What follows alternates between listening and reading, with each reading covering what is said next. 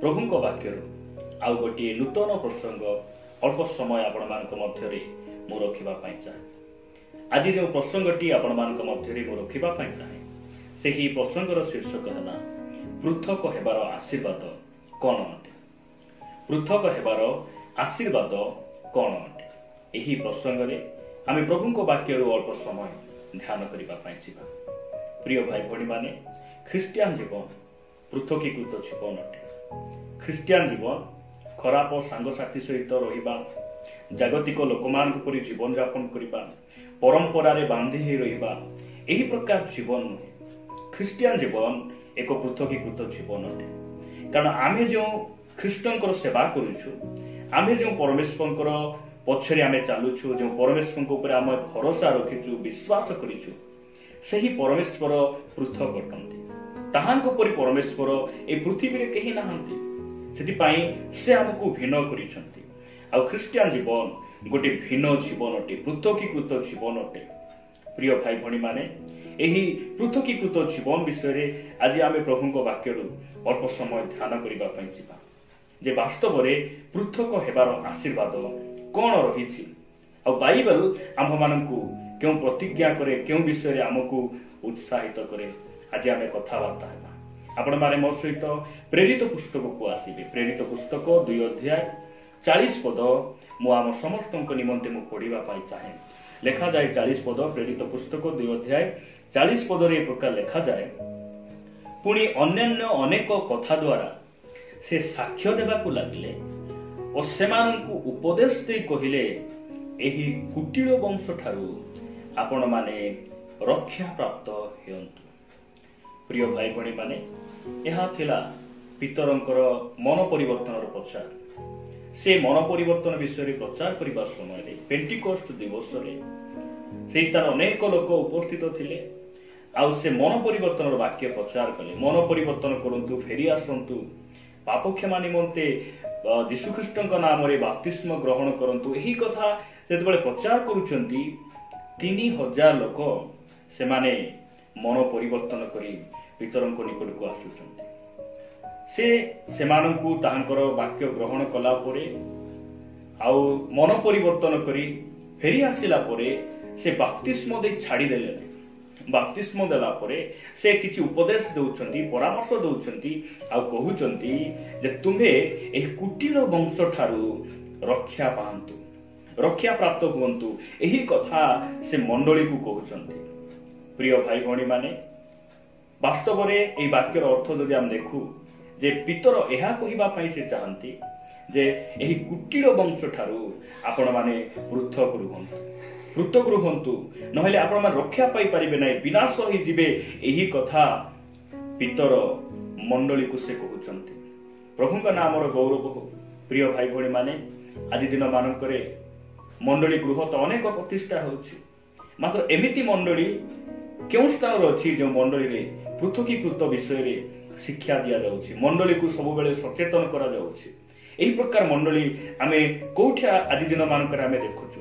ଆଦ୍ୟ ମଣ୍ଡଳୀରେ ଆମେ ଦେଖୁ ଯେ ପିତର ତାହାଙ୍କର ସେହି ମଣ୍ଡଳୀରେ ସଂଯୁକ୍ତ ଲୋକମାନଙ୍କୁ ସେ କହୁଛନ୍ତି ଯେ ଏହି କୁଟିଳ ବଂଶ ଠାରୁ ଆପଣମାନେ ରକ୍ଷା ପ୍ରାପ୍ତ ହୁଅନ୍ତୁ। ପ୍ରିୟ ଭାଇ ଭଉଣୀମାନେ, ପ୍ରଭୁ ଆମକୁ ଅନୁଗ୍ରହ କରନ୍ତୁ। ବାସ୍ତବରେ ଆମେ ମଣ୍ଡଳୀକୁ ଇଂରାଜୀରେ ଆମେ ଚର୍ଚ୍ଚ ବୋଲି କହୁ। ଆଉ ଏହି ଚର୍ଚ୍ଚ ଶବ୍ଦ ଗ୍ରୀକ ଶବ୍ଦରୁ ଏହି ଚର୍ଚ୍ଚ ଶବ୍ଦ ଆସିଥିଲା। ଆଉ ଗ୍ରୀକରେ ଏହି ଚର୍ଚ୍ଚକୁ ଇକ୍ଲେସିଆ ବୋଲି କୁହାଯାଏ।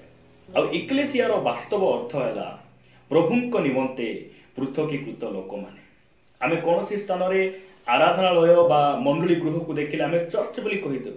ତାହା ଚର୍ଚ୍ଚ ନୁହେଁ, ତାହା ଗୋଟେ ଚର୍ଚ୍ଚ ବିଲ୍ଡିଂ ଅଟେ। କିନ୍ତୁ ଚର୍ଚ୍ଚ କହିଲେ ବାସ୍ତବରେ ପ୍ରଭୁଙ୍କ ନିମନ୍ତେ ପୃଥକୀକୃତ ଲୋକମାନଙ୍କୁ ବୁଝାଏ, ବିଶ୍ୱାସୀମାନଙ୍କୁ ବୁଝାଏ। ଆମେ ମାନେ ଚର୍ଚ୍ଚ ଅଟୁ। ଆଉ ଚର୍ଚ୍ଚ ବୋଲି କହିଲେ କ'ଣ? ପୃଥକୀକୃତ ଲୋକମାନେ। ଆଉ ପୃଥକ ହେବାର ଆଶୀର୍ବାଦ କ'ଣ ମୁଁ ଆପଣମାନଙ୍କୁ କହିବା ପାଇଁ ଚାହେଁ। ଆପଣମାନେ ଯଦି 2 କରନ୍ଥୀୟକୁ ଆସିବେ, 2 କରନ୍ଥୀୟ 6 ଅଧ୍ୟାୟରେ 16 ଆଉ 17 ପଦ 18 ପଦ ଆମେ ପଢିବା। ଲେଖାଯାଏ 16 ପଦରେ, 2 କରନ୍ଥୀୟ 6 ଅଧ୍ୟାୟ 16 ପଦରେ ଲେଖାଯାଏ, ପ୍ରତିମା ସହିତ ଈଶ୍ୱରଙ୍କ ମନ୍ଦିରର କି ସମ୍ବନ୍ଧ? କାରଣ ଆମ୍ଭେମାନେ ଜୀବିତ ଈଶ୍ୱରଙ୍କ ମନ୍ଦିର ଅଟୁ। ଯେପରି ଈଶ୍ୱର କହିଅଛନ୍ତି, आम्भे सेमानक मध्यरे वास करिबा आउ सेमानक मध्यरे भ्रमण करिबा आम्भे सेमानक ईश्वर हेबा आउ सेमाने आम्भर लोक हेबे। 17 पद लिखा जाए एणु प्रभु यह कहती तुम्भे माने सेमानक मध्यरु बाहरी आस आउ पृथक हुओ आउ असुचि पदार्थ स्पर्श कर नाही पुणी आम्भे तुम्भ मानकु ग्रहण करिबा। 18 पद आम्भे तुम्भ मानकर पिता हेबा पुणी तुम्भे माने आमर पुत्र कन्या हेबो एहा सर्वशक्तिमान प्रभु कहती। प्रभुଙ୍କ नामर गौरव। प्रिय भाई भणी माने ए स्थान रे पृथकीकृत जीवन विषय रे लिखा जाए। साधु पाउल करंती मंडली निकटकु से 2 पत्र लेखु से प्रकार कहती जे तुम्हे पृथक हुओ सेमानक मध्यरु बाहरी आस। आज अनेक भाई भणी मानकर कहिबार उद्देश्य सेमानकर गोटे भावना जे प्रभु समस्तंकर आमर जीशु ख्रीष्ट समस्तंकर परमेश्वर अटंती समस्तंकर प्रभु अटंती।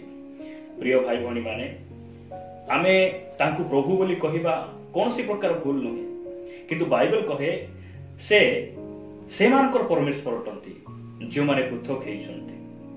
जीशु ख्रीष्ट समस्तंकर परमेश्वर नुहंती जो माने तांकु विश्वास करी पापरु मंदरु अभिलाषरु परंपरारु जागतिक आत्मा ठारू जे माने पृथक होइछंती सेमानकर परमेश्वर से अटंती। प्रिय भाई भणी माने इस स्थान रे आपण 7 गोटी आशीर्वाद आपण देखि पारिबे। जदि आपण से 16 पद 17 पद 18 पद पढ़िबे 7 गोटी आशीर्वाद प्रभु रखिछंती। आ केते बेले जणे व्यक्ति ए 7 गोटी आशीर्वाद पाइबो ए 7टी आशीर्वादर अंशी जणे विश्वासी केते बेले हेबो केवल गोटी काम करिबा पड़िबो ताहा होची पृथक हेबा पई पड़िबो। लेखा जाए प्रथम रे 16 पद लेखा जाउची जे सेमानक मध्य रे आमे वास करिबा। की वास करिबे? परमेश्वर स्वर्गर परमेश्वर आपणक सहित परमेश्वर वास करले आपनको भलो लागिबो ना आपणक सहित आपणकर बंधु बांधव जो माने की पाप रे अछंती बंधन रे अछंती जे माने आजि जाई से माने परंपरा रो मुक्त होई नांती आपनको घरे के रहिले भलो लागिबो। प्रिय भाई भणी माने प्रभुଙ୍କ नाम रो गौरव। लेखा जाए आम्भे सेमानक मध्य रे वास करिबा। प्रथम आशीर्वाद। द्वितीय आशीर्वाद सेमानक मध्य रे भ्रमण करिबा। आम सहित से कोन करिबे? बुलिबे आम संगरे रहिबे किंतु कंडीशन हैला आमे पृथक हेबार अछि। पृथक हेबार अछि। प्रिय भाई भणी माने आज अनेक लोक माने से माने टंका सहित बुलिया पई पसंद करंती कार धरी बुलिवा पई पसंद करंती सुरक्षा देवा पई सिक्योरिटी गार्ड गुडी को धरी बुलिवा पई पसंद करंती। माने बाइबल कहे आमे पृथक हेले परमेश्वर आम सहित से भ्रमण करिवे आम सहित गमनागमन करिवे। द्वितीय आशीर्वाद। तृतीय आशीर्वाद हैला आम्भे सेमानको ईश्वर हेबा। चतुर्थ आशीर्वाद हैला से माने आम्बर लोक हेबे। प्रिय भाई भणी माने आपण कहार लोक बोली आपण गर्व करंती? आपण परमेश्वर लोक बोली गर्व करंती ना आउ कहार लोक बोली गर्व करंती? अनेक समय रे भाई भणी माने थांती से माने निजर खानदान को नहीं निजर वंश को नहीं निजर चाकरी विभिन्न विषय रे से माने गर्व करंती किंतु आपण ईश्वरंकर लोक अटंती कि? ईश्वर आपणकर लोक अटंती कि? यह होची सबुठारु आशीर्वाद आ सौभाग्यर विषय। प्रिय भाई भणी माने मु आपण मानकु कहिबा पई चाहे से जदि आमर लोक हुअन्तु एहा जदि आम इच्छा करू आमको केवल गोटे कार्य करिवार आवश्यक रही गोटे विषय आम जीवन में करिवार आवश्यक रही ताहा होची पृथकीकृत जीवन। पृथकीकृत जीवन जदि आपण माने पंचम आशीर्वाद देखिबे लेखा जाए आम्भे तुम मानकु ग्रहण करिबा। केतेबेले से ग्रहण करिवे? बाहरी आसीबार कुटीर वंश ठारू बाहरी आसीबार आ सेमानठु पृथक हेबार आ असुचि पदार्थ को आमे स्पर्श करिबा उचित नुहे एहा बाइबल आमानकु कहे। एवं जदि आपण माने षष्ठ आशीर्वाद देखिबे आम्भे तुंभ मानकर पिता हेबा। 18 पदरे आम्भे तुंभ मानकर पिता हेबा से हमर बापा हेबे एहा बाइबल आमानकु कहे। आउ सप्तम आशीर्वाद लेखा जाए तुम्भे माने हमर पुत्र कन्या हेबो एहा के कहंती? एहा सर्वशक्तिमान प्रभु कहंती ताहांक नामर गौरव। प्रिय भाई भणी माने पृथक हेबार आशीर्वाद आमे ताहांकर लोक हे जिवु आमे ताहांकर परिवार रो सदस्य हे जिवु आ से हमर ईश्वर हेबे हम सहित वास करिवे हम सहित भ्रमण करिवे। आज अनेक भाई भणी माने पृथक हेई पारि नाहंती से माने मंडली रे अछंती सत आराधना जाउछंती आराधना करूछंती से माने गीत गान करूछंती वाक्य सुनुछंती सत कथा किंतु आज जाय से माने परंपरा छाड़ी नाहंती विभिन्न परंपरा गुडी को से माने मानती कारण पूर्व पुरुष तांको लोक माने जो विधि विधान गुडी को करूथिले से सब विधि विधान को से माने छाड़ी नाहंती जहां बाइबल अनुमोदित नुहे बाइबल जहां मान को कहे नाही से माने से सब विषय रे लिप्त अछंती। प्रिय भाई भणी माने प्रभु हमको अनुग्रह करंतु आमे परंपरा रो पृथक हेबा मदुआ जुआरी विभिन्न प्रकार खराब अभ्यास रे लिप्त लोक मान ठर आमे पृथक हेबा। बाइबल कहे जे पापी गुण मानक मध्यरे गमन करे नाही जे निंदक मानक सभा रे बसे नाही सही व्यक्ति धन्य।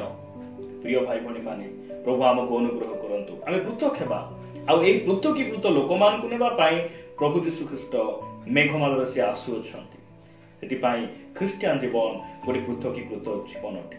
प्रभु हमको अनुग्रह करंतु आ पृथकीकृत जीवन बिताइबा सहित ए सब आशीर्वाद आम जीवन रे देई से गौरव पांतु।